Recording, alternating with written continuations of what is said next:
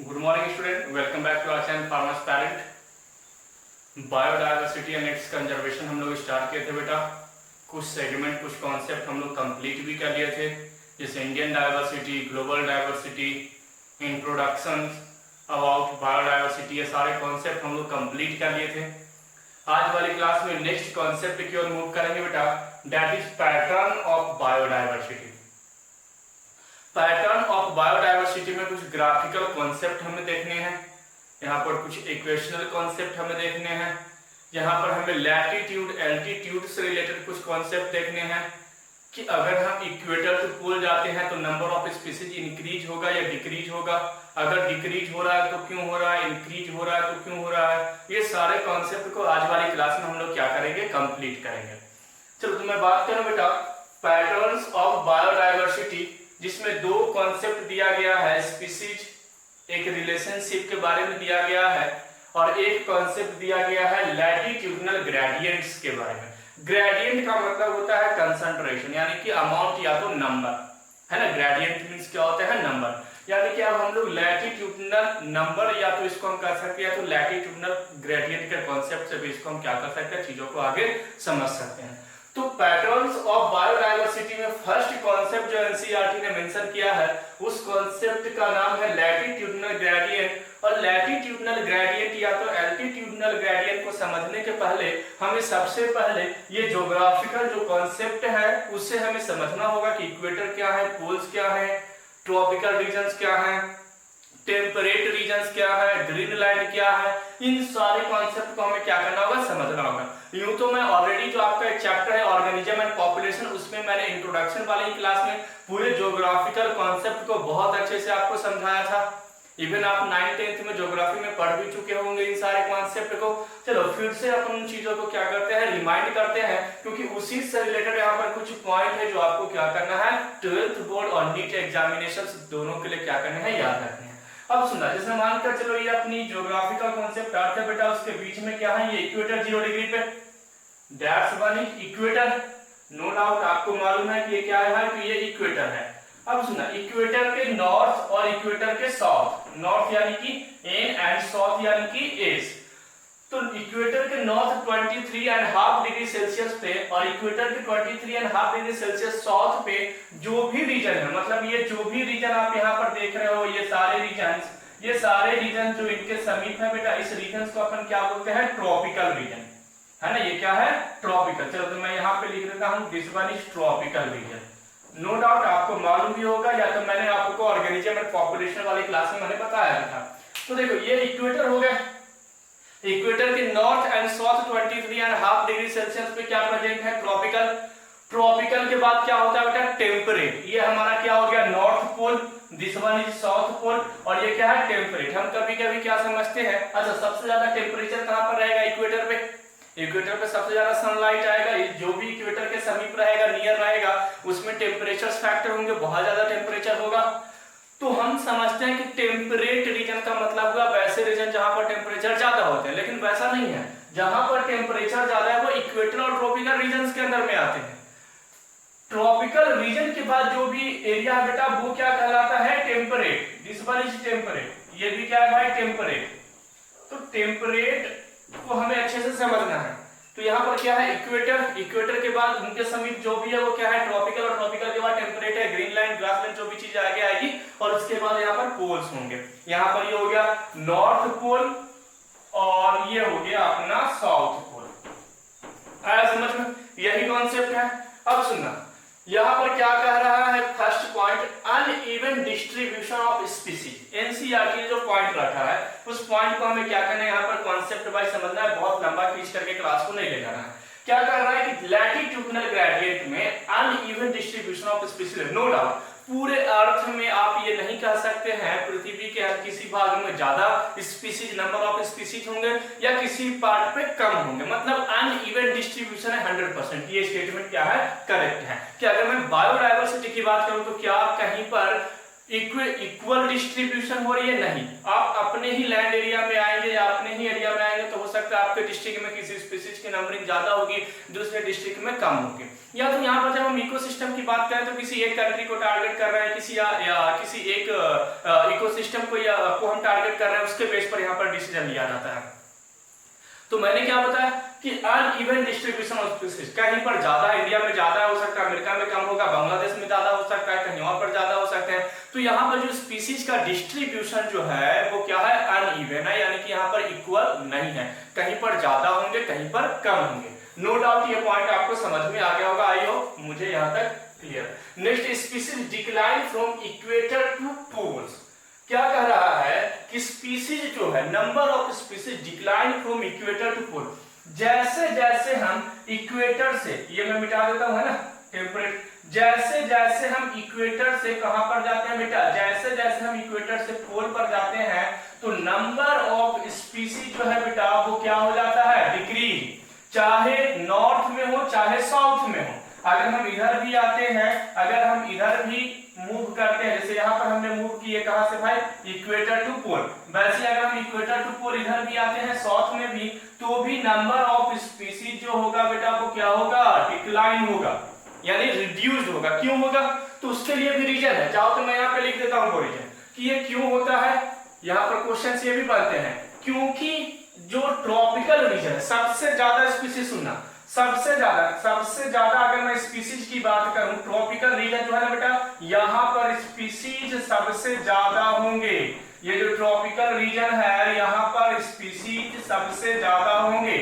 और जैसे ही tropical region से हम पोल की ओर मूव करते हैं या जैसे ही हम इक्वेटर से पोल की ओर मूव करते हैं तो स्पीसीज की नंबरिंग कम होते जाती है। क्यों होती है, क्योंकि ये जो ट्रॉपिकल रीजन है बेटा अनडिस्टर्ब है। क्या है भाई, अनडिस्टर्ब ट्रॉपिकल है। तो यहाँ पर क्या, species decline from equator to पोल।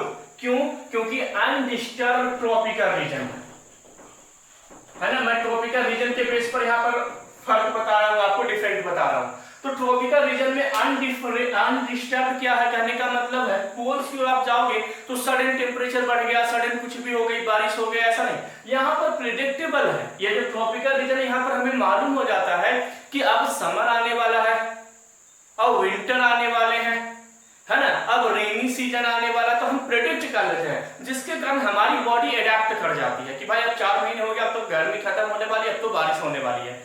बारिश के अकॉर्डिंग हम अपनी बॉडी को, मतलब साइकोलॉजिकल हमने चेंजेस किया या तो वहां पर जो लिविंग ऑर्गेनिज्म हम वो क्या कर सकते हैं, प्रेडिक्ट कर सकते हैं। यहाँ पर अनप्रिडिक्टेबल होता है। जैसे जैसे हम ट्रॉपिकल से इधर टेम्परेट और पोल्स की ओर मूव करते हैं तो अनप्रिडिक्टेबल सिचुएशन होने के कारण वहां पर क्या हो जाएगा कि भाई अगर स्पीसीज रहेगा तो सडन उसकी डेथ हो गई। तो जब हमें मालूम है कि भाई कभी भी हमें भूकंप आ जाएगी, कभी भी कुछ भी हो जाएगा, तो हम क्यों वहां पर सर्वाइव करेंगे, वहां पर ग्रोथ होने के चांसेस स्पीसीज के क्या होंगे, कम होंगे। दैट्स व्हाई जैसे ही हम पोल से जैसे ही हम इक्वेटर से पोल की ओर मूव करते हैं तो स्पीसीज की नंबरिंग क्या हो जाती है, डिक्रीज हो जाती है। सेकंड रीजन मैं बता दूंगा आपको, तो सोलर, सबसे ज्यादा सन रे यहां पर आता है, सोलर एनर्जी। और प्राइमरी प्रोड्यूसर हमारे कौन है, प्लांट। और प्लांट क्या है, ऑटोट्रोपिक, यानी वो सनलाइट से ही एनर्जी अब्सॉर्ब करके हमें वो फूड के फॉर्म में कन्वर्ट करके या दूसरे ऑर्गेनिज्म को देते हैं। मेन सोर्स तो हमारा एनर्जी का क्या हो गया, सन। और सन को कौन अब्सॉर्ब कर रहा है बेटा, हमारे प्लांट्स। तो प्लांट सबसे ज्यादा कहां पर है, जहां पर सनलाइट सबसे ज्यादा होगा। सबसे ज्यादा सनलाइट कहां पर होगा, तो ये ट्रॉपिकल रीजन में, यानी कि इक्वेटर वाले रीजन में सबसे ज्यादा क्या होंगे, सनलाइट होंगे। तो दैट्स व्हाई सेकंड रीजन कि सनलाइट जो है भाई, वो सनलाइट भी ट्रॉपिकल रीजन में सबसे अच्छा है। इसलिए बोला जाता है कि जैसे ही हम इक्वेटर या ट्रॉपिकल रीजन से पोल की ओर मूव करते हैं तो स्पीसीज जो है वो डिक्लाइन होगा। इस पॉइंट को आपको याद रखना है।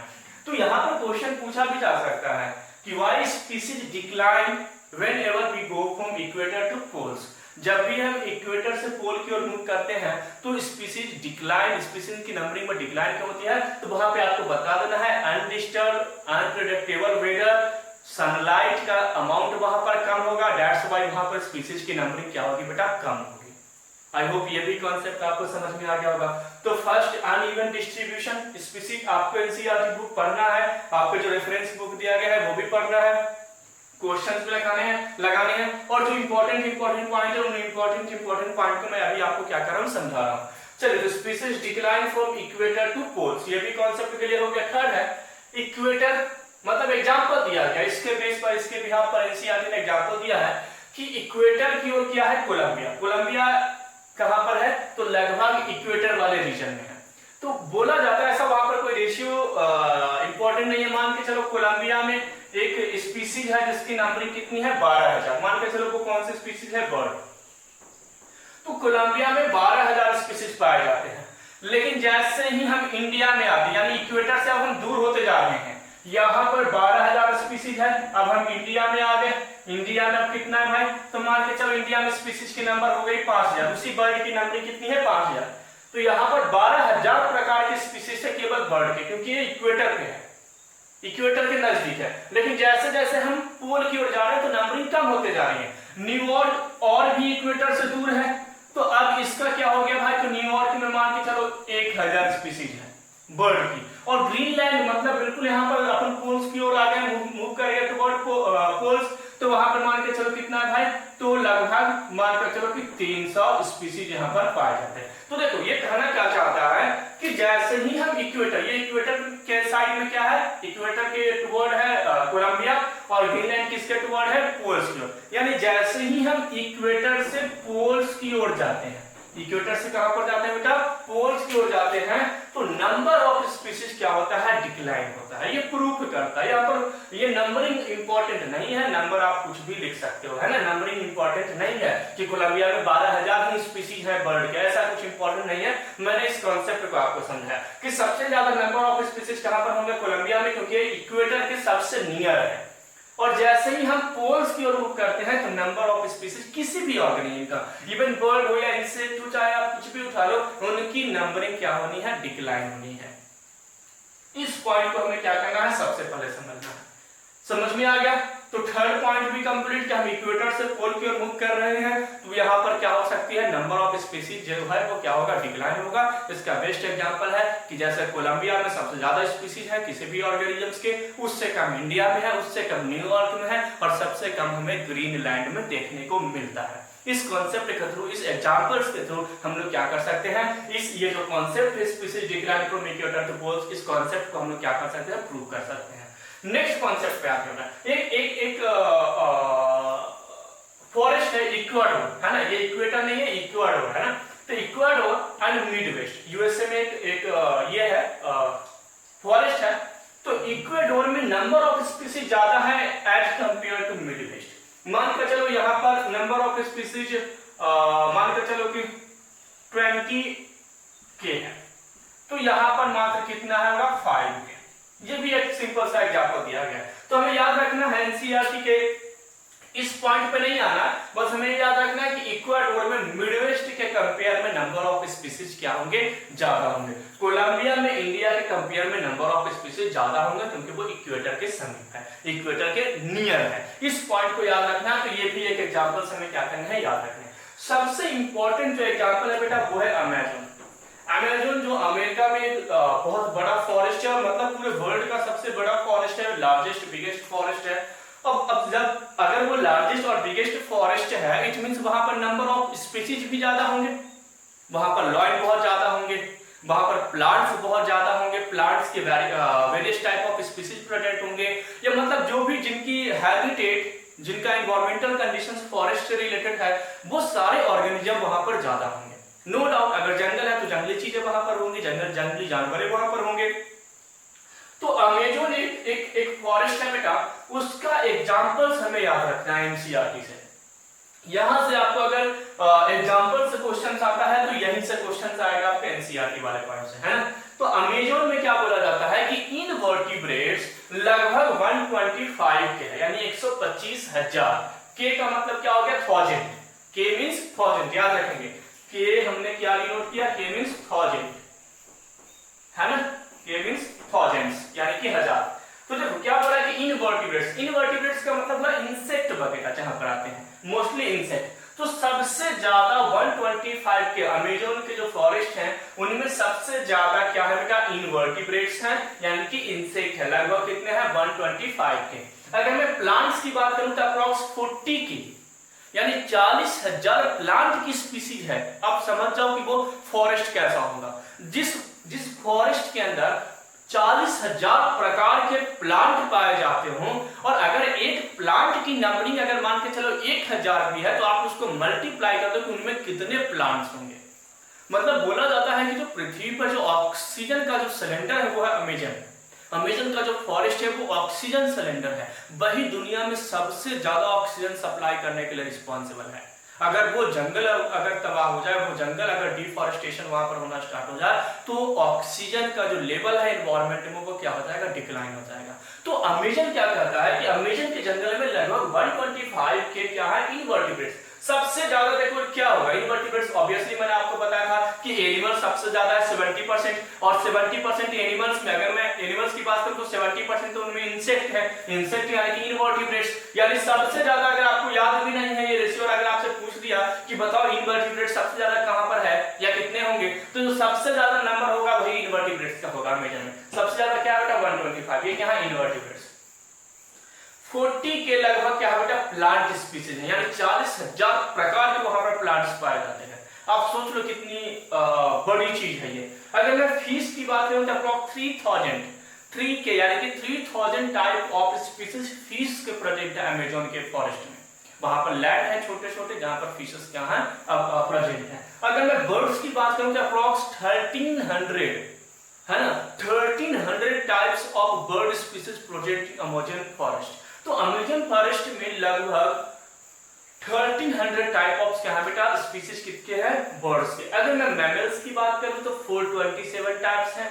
इसके अलावा एम्फीबियन की बात करूं वो भी 427 है। और अगर मैं रेप्टाइल्स की बात करूं तो अप्रॉक्स 378 टाइप ऑफ रेप्टाइल्स वहां पर क्या है बेटा, प्रेजेंट है। तो देखो ये जो अमेजन है, अमेजन के एग्जांपल्स बहुत इंपॉर्टेंट है कि व्हाटएवर जो भी वहां पे प्रेजेंट है उनके एग्जांपल्स हमें याद रखने हैं कि इनवर्टिब्रेट्स कितने हैं, प्लांट्स कितने हैं, फिश कितनी है, बर्ड्स कितने हैं, मैमल्स कितने हैं, एम्फीबियंस कितने हैं, या तो रेप्टाइल्स कितने हैं। इस कॉन्सेप्ट को हमें क्या करना है, विथ एग्जांपल्स याद रखने। बाकी मैंने आपको बताया कि अनइवन डिस्ट्रीब्यूशन है, नो डाउट आपको मैंने क्लियर किया। स्पीसीज डिक्लाइन होगा इक्वेटर से पोल पे जैसे जैसे जाएंगे तो स्पीसीज डिक्लाइन होगा। क्यों होगा, क्योंकि यहाँ पर प्रेडिक्टेबल वेदर है, हम प्रेडिक्ट कर सकते हैं। यहाँ पर सनलाइट अवेलेबल है, इसलिए प्लांट बहुत ज्यादा है, प्राइमरी प्रोड्यूसर ज्यादा है, तो स्पीसीज दूसरे स्पीसीज भी वहीं पर होंगे, क्योंकि प्लांट्स के ऊपर ही हम लोग डिपेंडेंट होते हैं, कंज्यूमर सारे के सारे। इसके अलावा यहाँ पर वेदर भी अच्छा है, क्लाइमेट्स अच्छे हैं, टेम्परेचर्स अवेलेबल है, बहुत सारी चीजें प्रॉफिट में है, इसलिए यहाँ पर सबसे ज्यादा कहां पर होंगे भाई, तो इक्वेटर के समीप जो भी ट्रॉपिकल रीजन जो है, जो इक्वेटर के 23.5 डिग्री सेल्सियस तक क्या होता है बेटा, ट्रॉपिकल रीजन आता है। तो ट्रॉपिकल रीजन में सबसे ज्यादा स्पीसीज होगा। जैसे ही हम पोल्स की मूव करेंगे तो नंबर ऑफ स्पीसीज क्या होगा, डिक्लाइन होगा। उसका बेस्ट एग्जांपल कोलंबिया वाला एग्जांपल देना है, और इक्वाडोर और मिडवेस्ट फॉरेस्ट के बारे में आपको एग्जांपल्स वो बता सकते हो। इसी से रिलेटेड एक छोटा सा कांसेप्ट है latitudinal.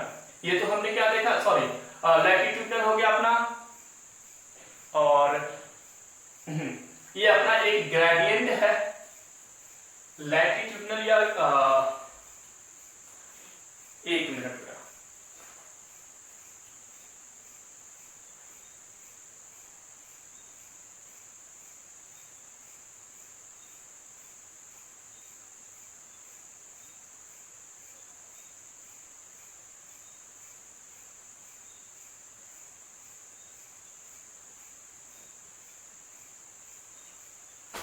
Yes, this one is latitudinal gradient. अब लैटिट्यूडनल ग्रेडियंट को अगर मैं ग्राफ की फॉर्म में देखूं, मैं थोड़ा सा कंफ्यूज हो गया था, तो लैटिट्यूडनल को अगर मैं ग्राफ के फॉर्म में बताऊं, जैसे मान के चलो ये स्पीसीज है और इस एरिया में हमने क्या रखा, लैटिट्यूड या तो एल्टीट्यूडनल, है ना, लैटिट्यूडनल हो गया, एल्टीट्यूडनल हमने रखना है। अब क्या देखना है, एल्टीट्यूडनल। एक छोटा सा कॉन्सेप्ट है एल्टीट्यूडनल, एल्टीट्यूडनल है ना। तो एल्टीट्यूडनल के कॉन्सेप्ट को समझना, जैसे जैसे हम स्पीसीज है और ये अपना एल्टीट्यूडनल रीजन है, तो क्या बोला जाता है कि जैसे जैसे एल्टीट्यूड बढ़ेगा, जैसे एल्टीट्यूड ये बढ़ते जा रहा है, तो स्पीसीज जो है वो कम होते जाएगा। क्या कहता है बेटा कॉन्सेप्ट, बस छोटा सा कॉन्सेप्ट है, बहुत इंपॉर्टेंट नहीं है। एल्टीट्यूडनल वाइज में बता रहा हूं कि जैसे जैसे स्पीसीज, जैसे जैसे एल्टीट्यूड, जैसे मान के चलो यहां पर एल्टीट्यूड मान के चलो 10 है, एक फॉर एग्जांपल यहां पर 20 है, यहां पर एल्टीट्यूड 30 है ना, 30 है। तो जैसे मान के चलो 10 में नंबर ऑफ स्पीशीज कितने हैं, तो इतने हैं। मान के चलो यहाँ पर 10 स्पीशीज है, 20 है, ये 30 है, ये 40 है। तो देखो 10 एल्टीट्यूड पे नंबर ऑफ स्पीशीज कितने हैं, 30।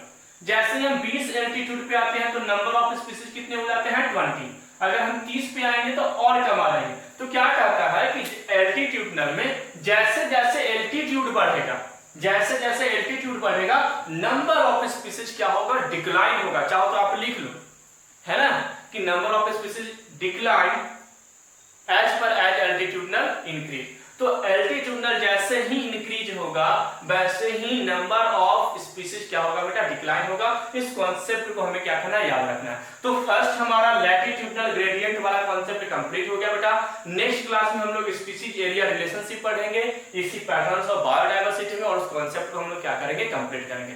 Thanks for watching farmers parent.